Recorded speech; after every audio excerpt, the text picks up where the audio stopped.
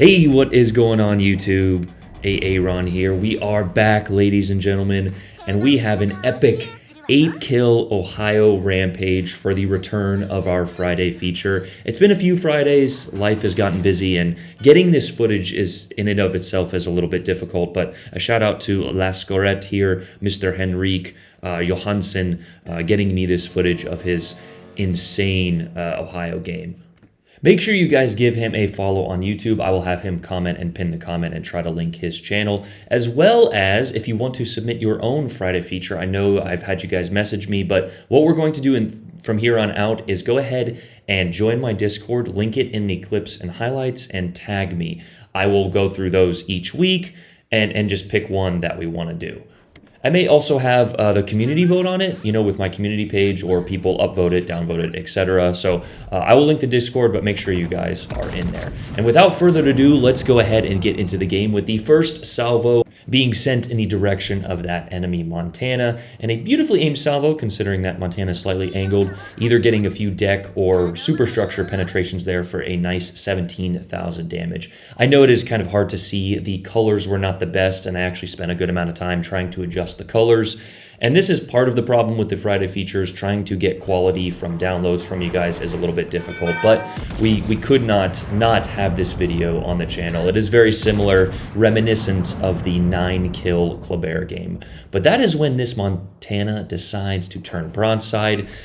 A few shells potentially landed a little short, but don't worry, the second set hit right in the Citadel for a beautiful chunk of damage, and that is 53,000 damage in 2 salvos, and that is the absolute danger that the Ohio possesses in her guns. These things absolutely slap when you can get this ship in the appropriate position, such as Mr. Lascorette is doing here, getting broadsides, staying close to your teammates as well. You will notice he is very close to the cap.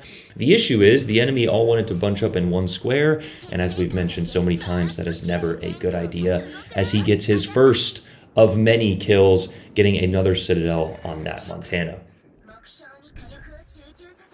At which point, he decides to move around this island here. He can see that his team does have some good control. There's a Yamato approaching. There's a Carnot back there, as well as an enemy Worcester. He takes the auto-aim adjustment and fires another beautifully aimed salvo. You can see where he has taken either some of mine or other players' advice, or learned on his own about the micro adjustments.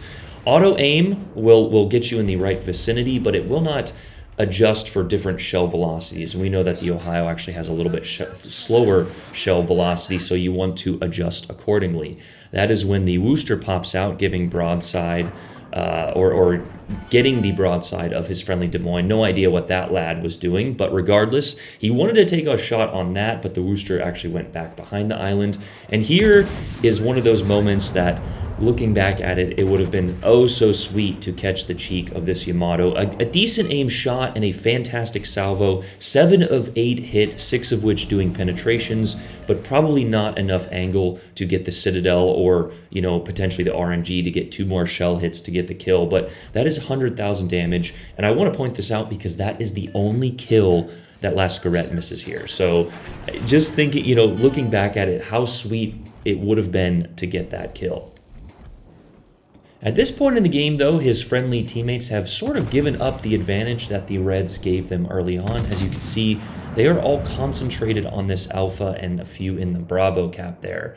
You definitely don't want to bunch up, as we mentioned, for the Reds, as Lascorette misses a shot. I believe that one went high. You can never... Sometimes when you're aiming over islands, shots tend to go either low or high, as auto-aim, I think, is messed up. But this Worcester is trying to dodge the mass of enemy teammates in the middle and comes out broadside to 4 enemy ships on this flank, and he is absolutely going to pay for it here. Lascorette lines up another shot. You can see that one was aimed high, and a few of you may ask why, and I think it's a beautifully aimed shot. As we see, he gets the finishing touch. Now, there's 2 reasons that I recommend aiming high. Number 1, shells do tend to land short, in my opinion, but number 2, the ship is angled out. So when he is pushing out in that direction, the ellipse, when you aim it above the ship, when he gets to that position, will technically be in the middle. As we saw, he got, I think, 4 penetrations and 2 overpens to get that good shell placement and finishing touch on that Worcester. He takes another good shot here at the Carnot. Sometimes when there's nothing else for him to shoot at, so even taking those low percentage shots, which is really not a low percentage shot because he ended up getting the kill, and that is sometimes, you know, kill securing or kill stealing, but it's really just available targets. There was nothing else for him to shoot at, and that one overpen did the trick. I think his friendly teammate shells landed before his, and he just got the finishing touch. Getting guns off the board anytime you can, I don't care whether people say it's kill stealing or not, is always a plus. We had a situation last night where the Schlieffen, we got him down really low, but a lot of that was fire damage, and he ended up getting 2 or 3 heals off, and he was able to return with 20 to 30,000 more health than he had, and that is a dangerous threat, you know, or situation when that happens. So getting those guns off the board, eliminating any threat of potential heals, or, you know, he could utilize island cover and get a shot off, is a huge, what we call plus. You're always looking to add plus plays as opposed to minus plays. For example, getting in the cap as a destroyer is a plus play. Dying as a destroyer is a minus play. Getting a kill in a battleship is a plus play. Using your health in a battleship is a plus play. And I've got to say, Lascarette, with the exception of maybe missing that Bourgogne for him dodging, has done everything in the plus category. So it's same as football, same in any sport or any video game, right? You want to give your team a lot of pluses. Here is another pretty well-aimed shot. I would have potentially waited till all of my guns were on target to use my spotter plane, but you can see he still gets a beautiful hit. Those potentially landed a little bit high. The Worcester, we know, has a very low-ish citadel, so waiting, you know, for him to either make his move or straighten out and then use your accuracy plane. But considering the reload of the Ohio, he still has at least the back turrets anyway of that spotter plane, and the Worcester has shown that he wants to sail flat broadside, so he adjusts his aim accordingly. And yeah, good night. Thanks for playing for kill number 4 with a devastating strike on that Worcester. A beautifully aimed shot, and again, emphasizing and highlighting the absolute monstrosity that these 457mm guns are.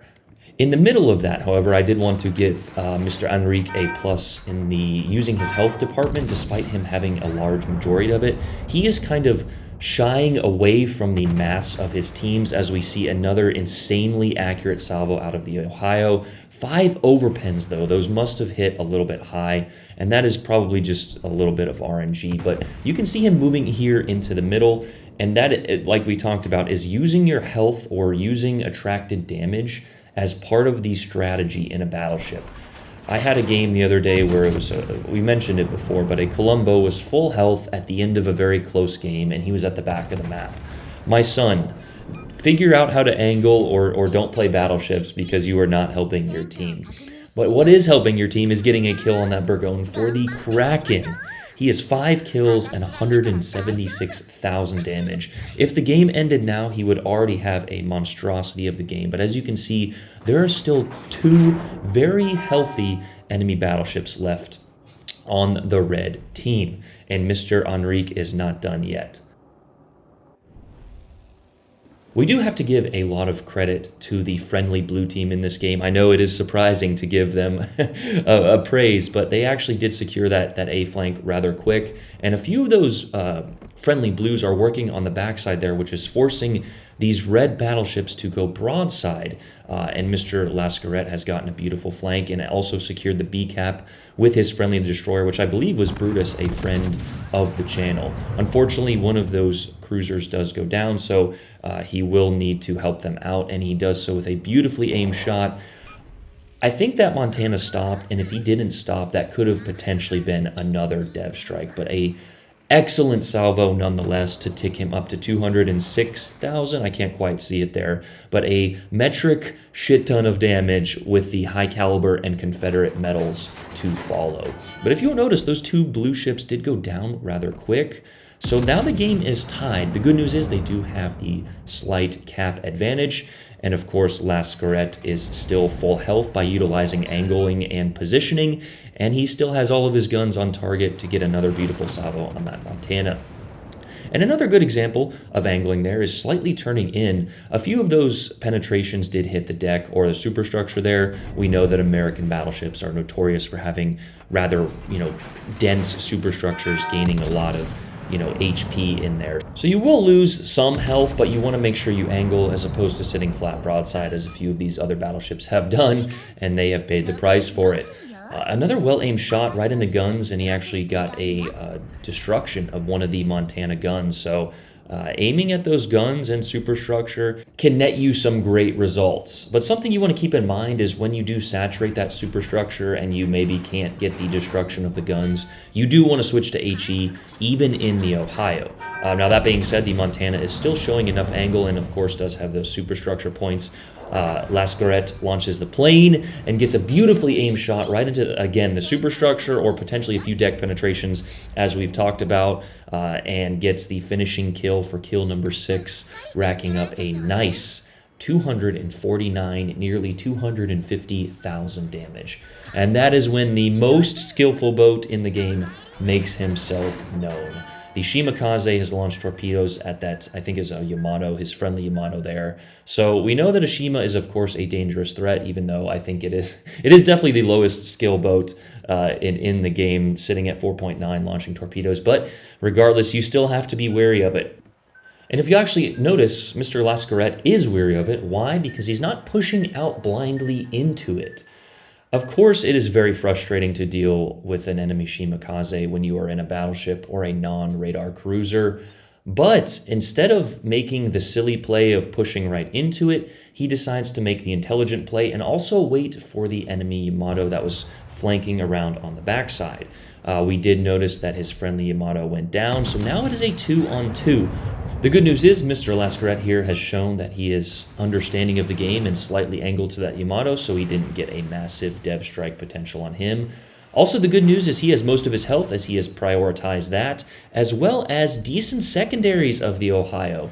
Guys, the Ohio can truly do it all. Now, that being said, there's going to be potential and rumors, and of course, this community is the most drama-filled, so people are going to say this is going to get a nerf, etc. It might get a nerf. It is a very strong battleship, but I have seen it played very horribly as well. If you guys will also notice, he switched to the HE, which is a beautiful decision in the moment as the daring goes down. Brutus, we're going to need to talk, buddy. No, I'm just kidding. Brutus did get some torpedoes off, but they actually miss. The Shima was still spotted shooting outside of his smoke, and the good news is he has the HE loaded. But considering that Shima has the best concealment at the tier as well as some gross torpedoes, he wants to get the elimination or run away with the cap advantage. Unfortunately, the Shima goes dark, but he's going to go ahead and push forward here utilizing these islands as well as a good majority of his health, right? He still has 80,000 health, so he can take a few of these torpedoes. He knows that the Shima has to get the kill in order to get the win. So what he's going to do is kind of navigate these islands and hope that the Shima doesn't connect all of his torpedoes. But here you can see the very skillful sitting at 5 kilometers of concealment launching torpedoes.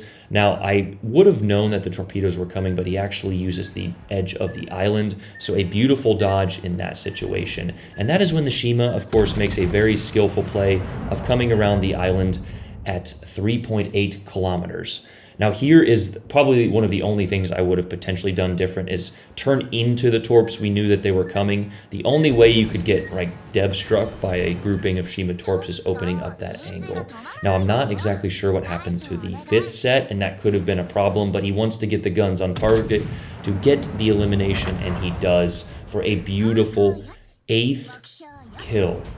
An epic displaying of battle, what do we call that? Seamanship, battleshipmanship, but just a truly epic game. An 8-kill, 260-ish thousand game for a fantastic XP total as well. 38-23, 8 kills, and he just missed that kill on the Yamato. Remember when I said that back in the beginning? So, Mr. Henrique, thank you for giving me this game. I know I have a bunch of games. Seaman has a 7-kill. Atlantico game. I have so many Friday features yet to put. Durka actually gave me one. Everyone type in Durka is a bot at the end of this video. No, I'm just kidding. Love you guys. Yeah, so submit those features. I will go ahead and put in a little video of where to do that in my Discord. I will link my Discord. Merry Christmas, everybody. I'm not sure how many videos I'm going to get in during the holidays. My family's in town, but I love you guys. I really do appreciate the support on the channel. Make sure you guys like, comments do help the algorithm, engagements, sharing this video with a friend, as well as, of course, subscribing. It lets the world know that I'm awesome. But the truth is, you guys are awesome. Everyone have a Merry Christmas, a happy holiday season.